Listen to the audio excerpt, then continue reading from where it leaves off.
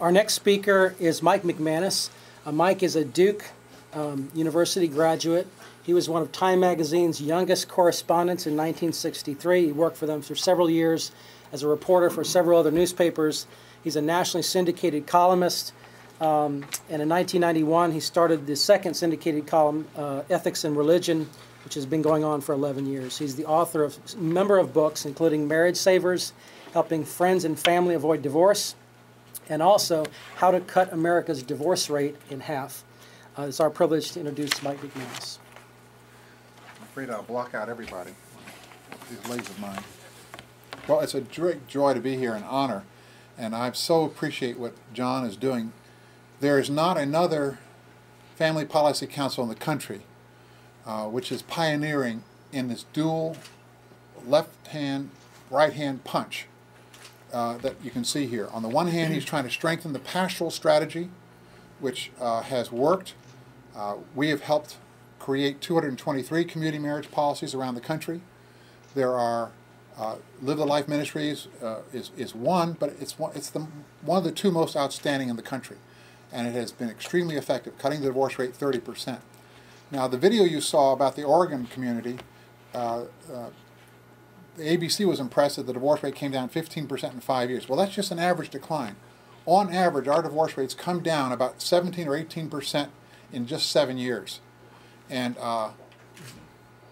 that's based on a study, which I can show any of you who would like to see it, that has evidence that this is not done by us, done by a group called the Institute for Research and Evaluation. And they found that the divorce rate in some cities actually came down 50%. Austin, Texas, in 5 years came down 50%. In Kansas City, Kansas, and Salem, Oregon, and Modesto, California. These are all cities that have cut their divorce rate by 50% or more. One city, 70%. A second impact of this kind of a strategy is that the number of marriages in a community rise. Since 1970, we have had a collapse of marriage in this country. There used to be, most people got married. Now, a substantial number do not.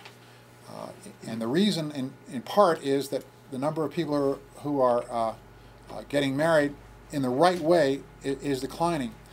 There were 21 million never married Americans in 1970 and 60 million by 2006. However, cultural changes must be supported by policy changes. In addition to the great work of churches and CMPs, many states have begun to enact policies which create positive legal incentives to create and maintain stable marriages. It's important that both culture and policy work in cooperation to get the best results for protecting children and families they have come from. Some policies which could be enacted, and I'm talking about strategies which could become law, though we're talking here about the idea of these laws, they're not actual legislation at this point. One, establish waiting periods before divorce is granted. States vary widely on how long they require couples to wait before a divorce is granted. Some states like Florida, Mississippi, Wyoming, Nevada, Idaho, and Tennessee really don't have a legal minimum waiting period from the time that you file for divorce to the time that divorce can take place. And their divorce rates are among America's highest, nearly double that of other states such as Maryland, New York, Illinois, or Pennsylvania, which require 1 year of separation of the husband and wife before the divorce can take place. In my state of Maryland, it's 2 years if the divorce is contested. What that does is it encourages more couples to reconcile because the divorce isn't granted on the basis of a hot-headed decision by one party. The second answer is to increase premarital education from 4 hours to 8. Florida was one of the first states to pass a law giving a reduction in the marriage license if couples took at least 4 hours of marriage preparation. Well, frankly, 4 hours of marriage preparation isn't an awful lot. And what we do in our church and what we've trained 4,000 couples to do around the country is to meet 6 times for 2 to 3 hours per time. And if you put in more time, the couples are going to do a better job. Texas recently extended its 4 hours to 8 hours, and that might be something that Florida might want to consider.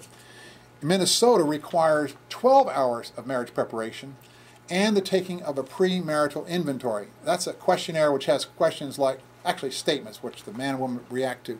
Sometimes my future spouse gives me the silent treatment when we get into arguments, or I think my future spouse spends money foolishly. The result in Minnesota is that the number of couples getting rigorous preparation has doubled from 22%, almost doubled, to 36%.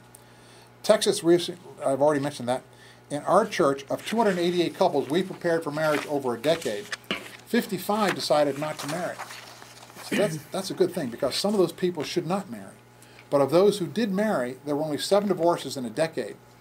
7 out of 230-some couples. A third answer is to require a premarital inventory in order to get the waiving of the license fee. An inventory, as I was mentioning earlier, asks couples to react to a series of one-sentence statements, 150 of them. Some relatives or friends have concerns about getting married. Well, if your friends and relatives think you have a problem here, then that's something that needs to be talked about. What is it they're concerned about? The inventory basically provides a bridge between the younger generation and the older generation, so we can tap the wisdom that's there in most of our churches and get it to the couples who are getting married. America has the world's highest divorce rate, as you've heard. Comparing every country in the world, we have 1 divorce for every 2 marriages in this country since 1973 as a result of state legislatures adopting what's called no-fault divorce. Before no-fault divorce, if you wanted a divorce, you'd have to prove that your partner had committed adultery or been physically abusive or something like this. Changing the law to say no fault has to be proven, and one person can simply say, we have irreconcilable differences, then the divorce is always granted, even if the other partner thinks the differences are reconcilable. It doesn't make it, in 4 out of 5 cases, in fact, the other spouse disagrees and says this marriage could be saved, but they have no voice in whether it is to be saved. Florida is a state like this. 49 states have no-fault divorces, no-fault laws. And what I'm proposing is a modest reform that would modify no-fault divorce for couples with young children, that would require, in those cases, that the couple get help to try to save the marriage, and that they would not be able to get divorced unless both parties were to agree to it.